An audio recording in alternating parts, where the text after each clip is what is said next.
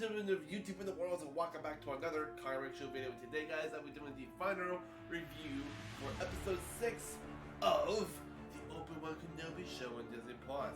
Yes, so the season final is finally here, and I'm going to be doing the final review for you guys. Oh god, I'm really super excited because apparently I heard from one of my buddies at work today saying it's insane. He stayed up until like 12 o'clock in the middle of the night last night because he wanted to wait until later today. So he's like, oh yeah, I just want to let you know that there's an intense battle scene with Obi and you know who is it?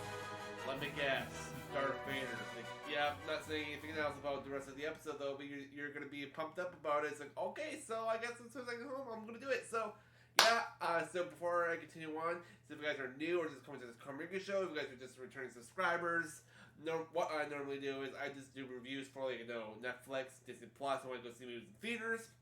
Sometimes I'll do theory videos, gaming videos, and sometimes unboxing videos, which I've done those in a long little while, but just stay tuned. But yeah, like I said, this is going to be my final review for the Obi Wan Kenobi. It's 46 minutes long, and after it's done, I'm going to be doing my honest opinions, what I think about it, and yeah, you guys know the drill, so I'll see you guys a little soon. Hey guys, so I am back. Oh, and I gotta say, the final episode was just hands down amazing. So, I'm gonna try not to break down too much of it, but there's a lot of cool things that I've noticed. I mean, it was just so well done. I mean, over the past couple of episodes we've seen, I've probably said that a few times, that I just absolutely love the relationship between Obi-Wan and Princess Leia. They got quite some bond with each other, and I just absolutely love it because at the very end we got to see, you know, him and her hug each other, and it made me got a little emotional. But yeah, I just wanted to say that first. But I'll say it again just a little soon. But throughout the entire episode, it was pretty awesome. And at the beginning, we got to see Obi-Wan with where was that guy's name again? I can't remember it. Rakan or something. Rakan, or I can't remember his name. But he was telling him basically he needs to leave the cargo ship with, you know, so he can drag away you know, Darth Vader and his Imperial Star Destroyer or whatever. And so he was telling Leia to stay behind so she could get back home, but she didn't want to leave.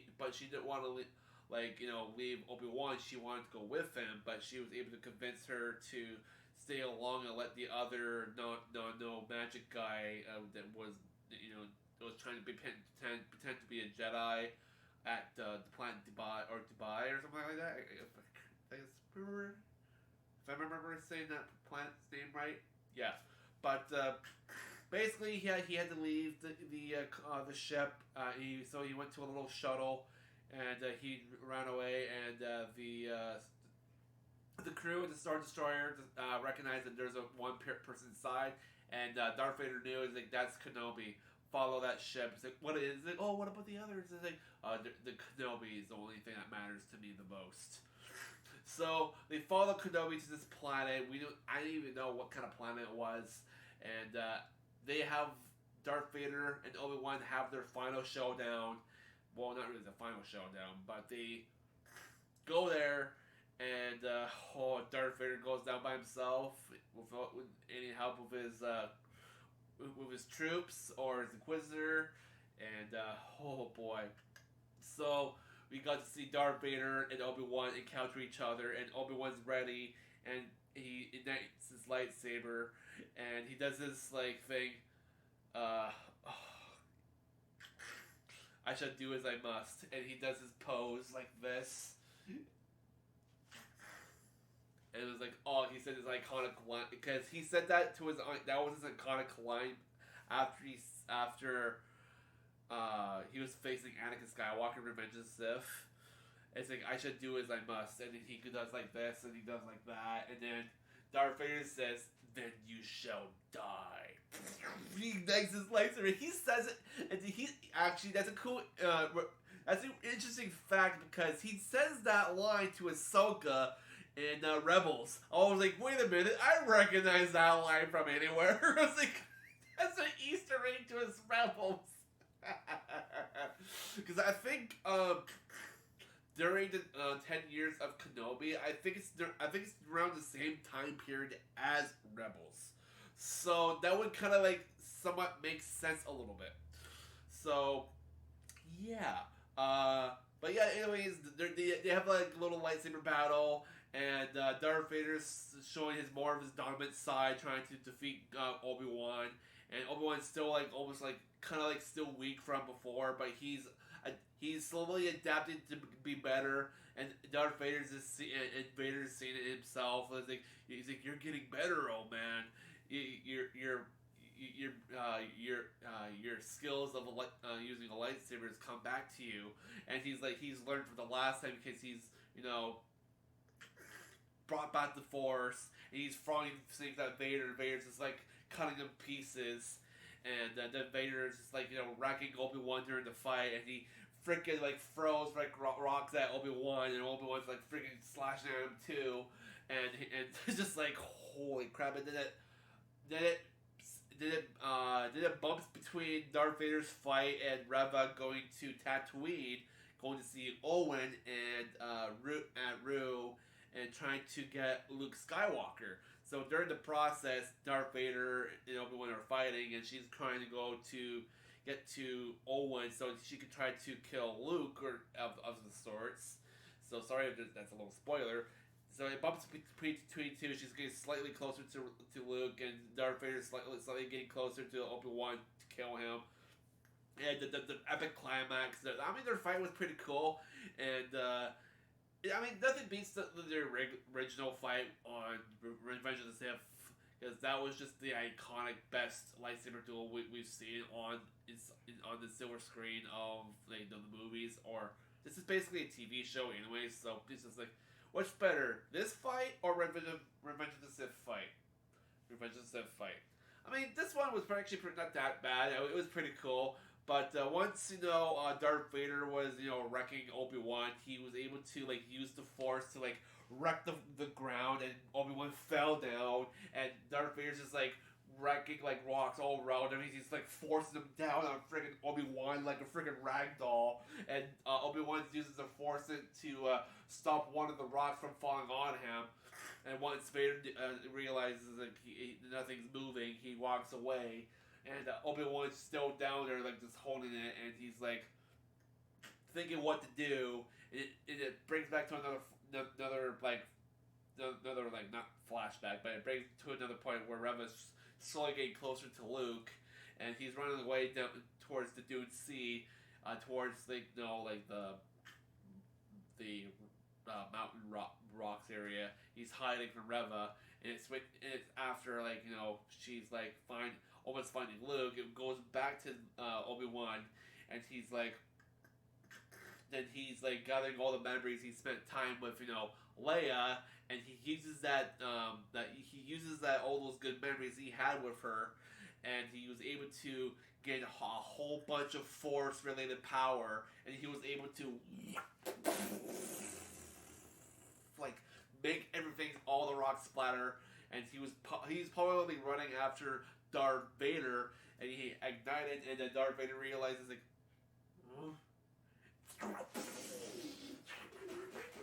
and they start fighting with each other, and Obi-Wan's doing these cool like twirly things with his lightsaber, blocking his attacks, and then at one point he lunges and like freaking cuts through Vader's mask, and we get to see half of Anakin's face, and we can actually hear his voice during slash of James Earl Jones' voice, but we were hearing mostly Hayden's voice, and they were both a little talking with each other. It's like Anakin is like I'm very sorry what happened to. And he's like telling me like Anakin like how sorry he was, how things got turned around from back in Revenge of the Sith time, and Anakin slash Vader is like He's like, no, you didn't kill Anakin Skywalker. I did. I'm just like, oh. But the epic climax between those two was just pretty awesome. I really loved it. And Obi Wan just left him there, and he's just like, Obi Wan, Obi Wan, Obi Wan. Fuck, this episode was really good. I really liked it. So the episode proceeds on. Just has Obi-Wan's leaving. He's just about to go into hyperspace, and then it goes back to Reva countering Luke Skywalker, and she used the Force to wreck him down on the mountainside. And during the process, Obi-Wan is actually using the Force. He actually hears Luke getting in trouble, and he goes, Luke. So he goes into hyperspace.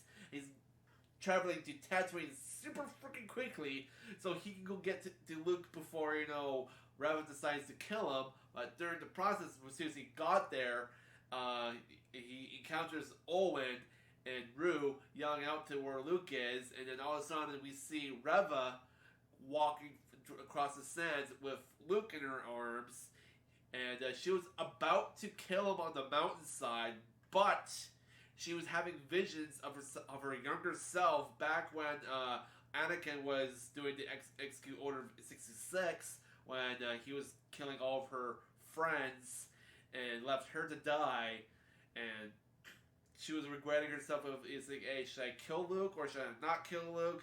And she was kind of remembering herself from back then, so she didn't want to become him, so she decided to spare Luke, bring her back to Owen and Rue, and she does see Obi-Wan, and after, Owen picks up Luke, realizes he's still alive, they both Rue and him walk away, and Obi-Wan is just got there just in time, and he's just like, you didn't kill him.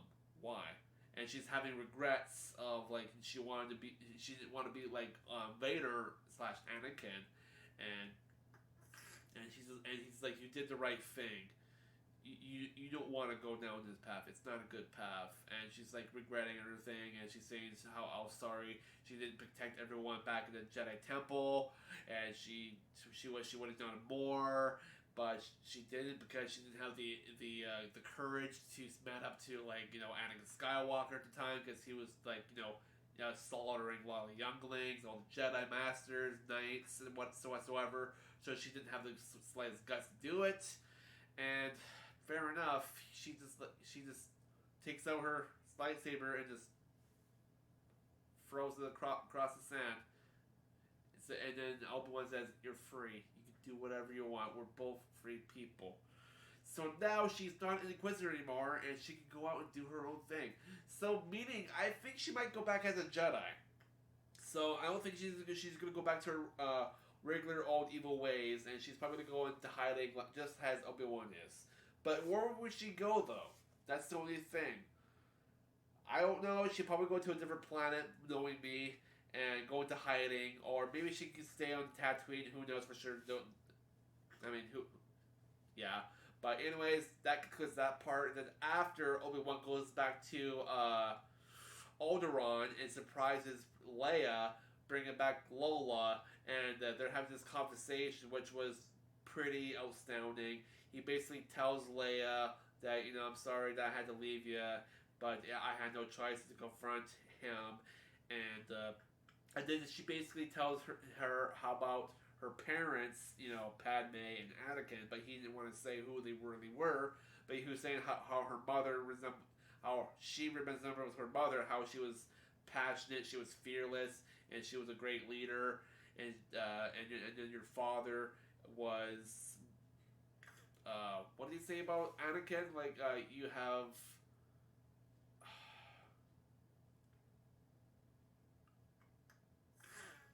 I forget what he said about, I was trying to remember that part very particularly, but basically he was just saying that your father was a good warrior. You have his independence, and you have his sense of something. I can't remember, but basically it was very nice. It was very emotional. As soon as they hugged each other, it was just so delightful. I just really liked it. And then they went their separate ways. She says, "Would I ever see you again?" And this was like, yeah, probably in the future. And then Organa and Mr. Bail Organa comes up and says thank you, and Obi-Wan says they have this like little conversation, and it's like, well, if you ever need me again, you know where to find me. It's like, well, I don't think that's gonna happen anytime soon. Well, in the future, it will happen again. Well, when Bail Organa will ask for Obi-Wan's help again. So there was a lot of cool things, and so Obi-Wan goes back to Tatooine. He packs up his stuff at his cave house, wherever, and he goes back to see Owen, and he says he was sorry for how things went, and Owen's like, why are you here? And Luke was outside fixing stuff, and they're basically having the conversation how things went along with the Empire and how things went with Reva, and he was very sorry about it.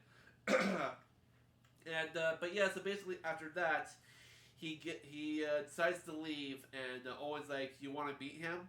Because Obi-Wan never actually met and talked to Luke, so he goes up and says this iconic word from Revenge of the Sith, "Hello there."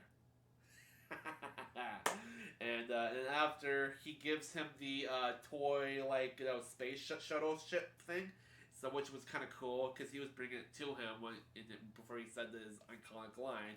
And then after he decides to walk along Dune Sea with his camel-like creature, and he sees these mountain peaks stuff, pathway area, and I heard there's supposed to be a big cameo. Oh, and I forgot to mention that there was a scene where Darth Vader goes back to Mustafar, and he's sitting on his cool throne. He's talking to Lord Sidious about. It's like, oh, so you encountered Kenobi. Do you still have intentions to your own master? Yeah. He's like, you're weak again, my old friend. He's like, no, master, my allegiance is with you. And so and I was like, oh god. So because the Vader doesn't want to convince the Vader doesn't want to feel weak against his Lord Sidious, right? Because he's saying he's more allegiant to his master.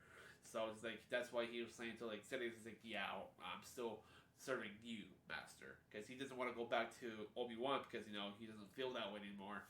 But yeah, I thought that was kind of cool. And then yeah, so like I said, with Obi-Wan finishing doing his duty, talking to Luke, he gave him his toy. He's finding a new place to live on Tatooine, and during the process, he goes towards these little mountain peaks with a little pathway, and all of a sudden there's this little silhouette coming in. And I was like, wait, what? No, wait, is that who I think it is? And as soon as it turned around, it's Qui-Gon! It's Qui-Gon Jinn, it's Liam Neeson! Woo! So Liam Neeson actually did make a big cameo. He talked to freaking Obi-Wan, and basically he was just saying, oh god. Basically it was like, you have a lot to learn, Obi-Wan, but I'll show you along the way. And basically he's like, I guess he followed Obi-Wan during the path, and I guess they have a talk, and maybe during that process, Qui-Gon is probably teaching Obi-Wan the ways how to be one with the Force, so he can become a Force ghost later in the future. So that's my video, guys. That was the end of the episode. I really loved it. It was great. So I think for the rating for this episode, I think this is gonna give me a spawn on either 5 or 5 or 1 out of 10 or whatever. So I'm giving it a 5 out of 5. Oh, just because as soon as I saw Qui-Gon, I was like, that's it. It's 5 out of 5. Oh god. And besides, I did hear this morning on Facebook that the Rotten Tomatoes as certified fresh Rotten Tomatoes of the Obi Wan Kenobi show, and I can see why now. Woohoo! It's the best show ever. But yes, so I really love this episode. It was great. I totally recommend you guys go watch it right now. All the episodes are on there now, so you guys go check it out, and you guys will see how you like about it, and yeah. So may the force be with you guys.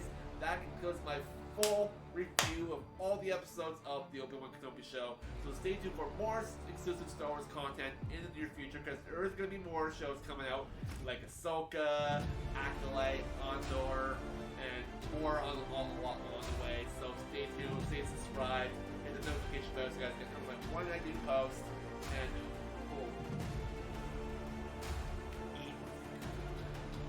so that's it, guys.